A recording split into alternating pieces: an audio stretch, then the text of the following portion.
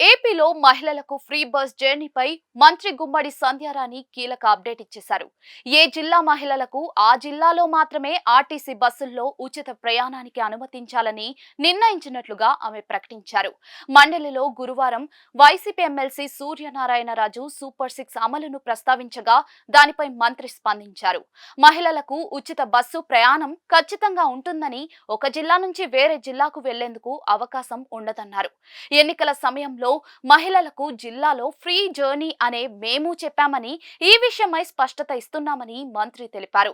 Budget పై ఎమ్మెల్సీలు కళ్యాణి, చంద్రశేఖర్ రెడ్డి, దువ్వారపు రామారావు, అశోక్ బాబు, వంక రవీంద్ర తమ అభిప్రాయాలను వెల్లడించారు.